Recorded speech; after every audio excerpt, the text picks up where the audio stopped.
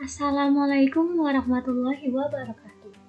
Perkenalkan, kami dari kelompok 4 Teknologi STEM Cell yang beranggotakan yang pertama ada Dinda Ayu Indirasari, yang kedua Rina Ulfa Andriani, Prodi Pendidikan IPA, Fakultas Keguruan dan Ilmu Pendidikan, Universitas Pancasakti Tegal.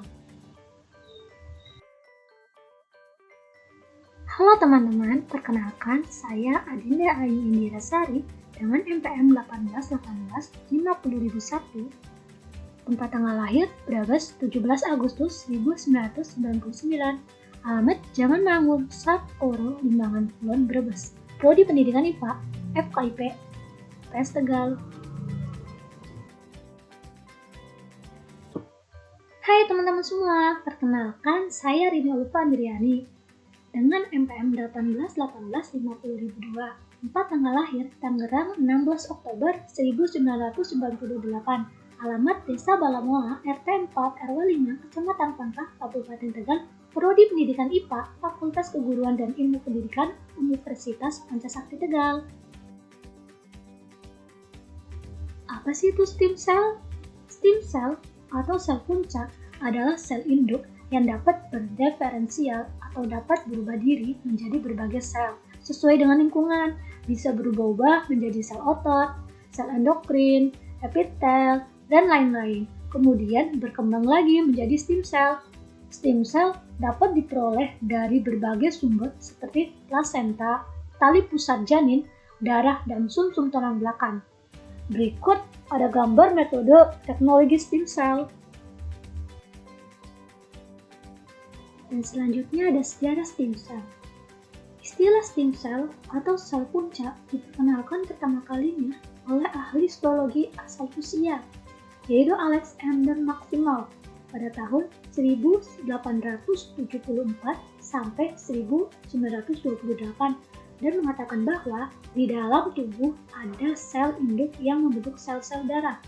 Dan pada tahun 1978, teori dari Alexander M. terbukti dengan ditemukannya sel punca di sumsum tulang belakang manusia yang mempunyai kemampuan untuk membentuk sel jenis sel darah yang ada di dalam tubuh manusia. Sifat-sifat yang dimiliki stem cell. Sel punca atau stem cell memiliki dua sifat penting yang sangat berbeda dengan sel lainnya. Sel punca belum merupakan sel dengan spesialisasi fungsi, tetapi dapat memperbarui diri dengan membelah sel bahkan setelah tidak aktif dalam waktu yang panjang.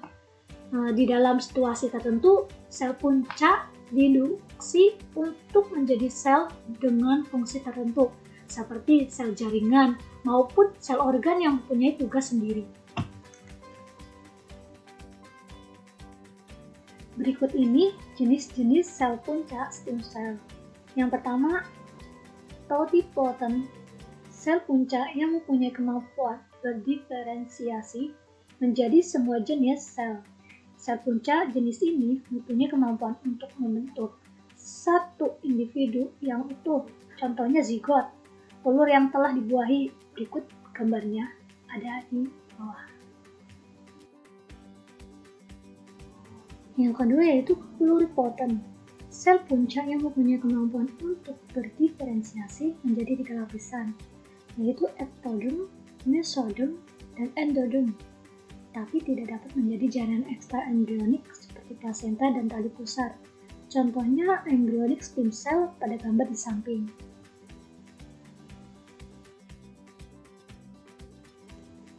Yang ketiga yaitu multipotent, sel punca yang dapat berdiferensiasi berbagai jenis sel. Contohnya hemopoietic stem cell yang terdapat pada sumsum tulang mempunyai kemampuan untuk berdiferensiasi menjadi berbagai jenis sel darah seperti eritrosit, leukosit, dan trombosit. Lalu yang keempat yaitu unipotent, sel punca yang hanya bisa menghasilkan satu jenis sel. Tapi bedanya dengan sel biasa, sel ini mempunyai sifat bisa memperbarui atau meregenerasi diri. Sel punca stem cell berdasarkan sumbernya. Sel punca embrionik. Sel yang diambil dari inner cell massa, suatu kumpulan sel yang terletak di satu sisi blastocista. Sel puncak embrio berumur 5-7 setelah pembuahan. Sel germinal.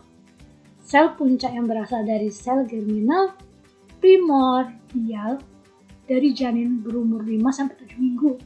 Sel ini memiliki sifat pluripotensi. Sel puncak fetal. Sel puncak fetal adalah sel primitif yang dapat ditemukan pada organ-organ fetus janin seperti sel puncak hematopoietik fetal dan progenitor kelenjar pankreas. Sel puncak dewasa mempunyai dua karakteristik. Dalam poin A, sel induk hematopoietik, yaitu sel induk pembentuk darah.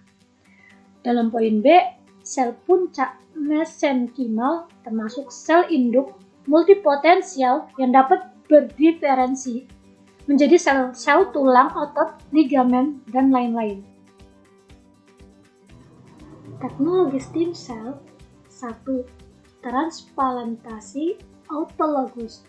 Transplantasi autologus adalah transplantasi sel puncak yang menggunakan sel dari diri sendiri. Contohnya adalah penggunaan stem cell tali pusat yang disimpan saat kita lahir dan disimpan di bank tali pusat.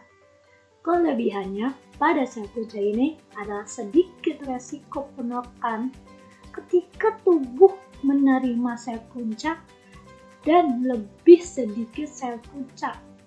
Sementara kekurangannya adalah sel-sel kanker kemungkinan tidak sepenuhnya hilang. Berikut gambarannya.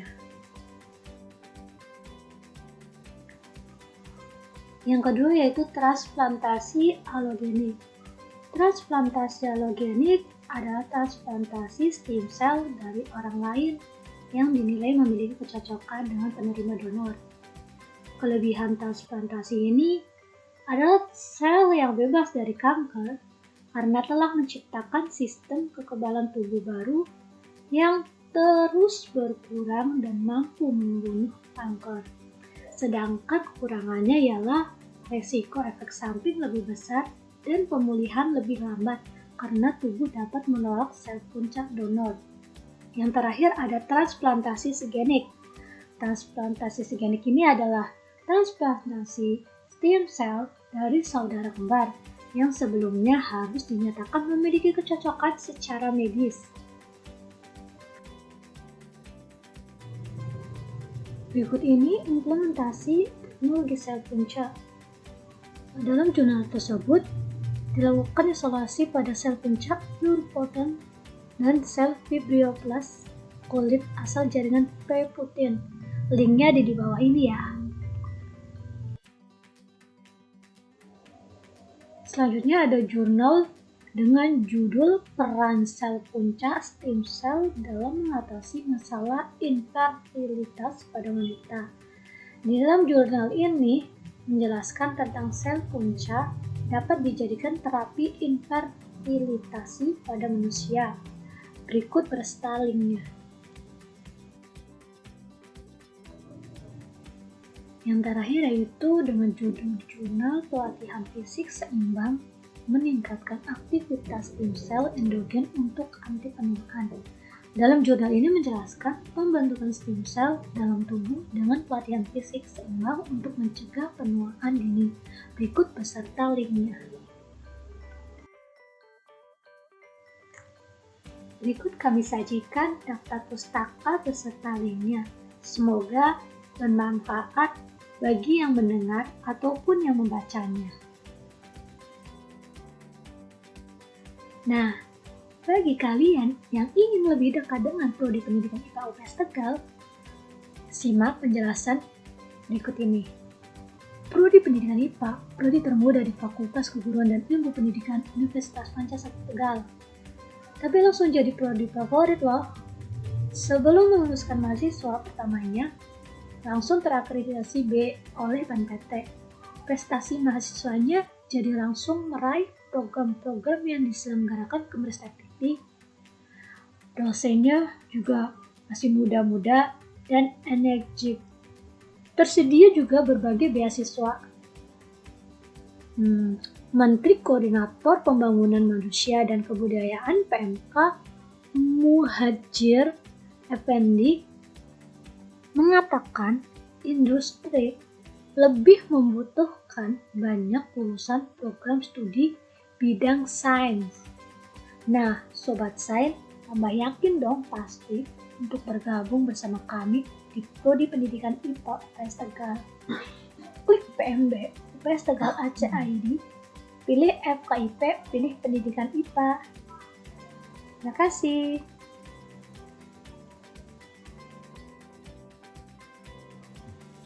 Mari bergabung bersama kami di Prodi Pendidikan IPA Universitas Pancasila Tegal. Thank you.